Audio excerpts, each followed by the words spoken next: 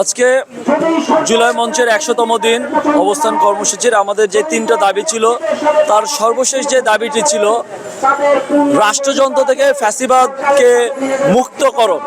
সেই দাবির প্রেক্ষিতে আমরা গত শুক্রবার ঢাকা বিশ্ববিদ্যালয়ের রাজু ভাস্কর্যে একটি মশাল মিছিল করে বক্তব্যে আমরা বলেছিলাম ৩ কার্য দিবসের মধ্যে সচিবালয় থেকে ফ্যাসিবাদের দোসরদের অপসারণ না করা হয় আমরা এই সচিবালয় অভিমুখে ফ্যাসিবাদ উৎখাত যাত্রা করব।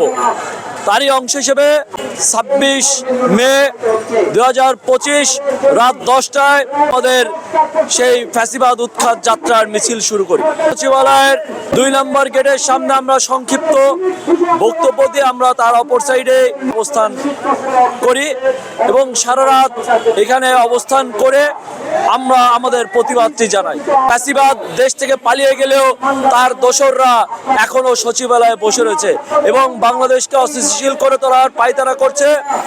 তাদের লক্ষ্য উদ্দেশ্য একটি, তারা বাংলাদেশে কোনো ধরনের সংস্কার কার্যক্রম বা যেই বর্তমান অন্তর্বর্তীকালীন সরকার আছে তাদেরকে কাজ করতে বাধাগ্রস্ত করছে।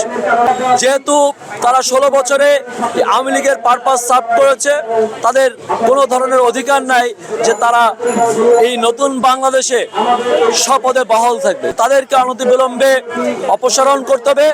সেই অপসারণের লিস্ট হিসেবে আমরা ৪৪ জন সচিব এবং ৪৯ জন ম্যাজিস্ট্রেটের আমরা একটি তালিকা দিয়েছি।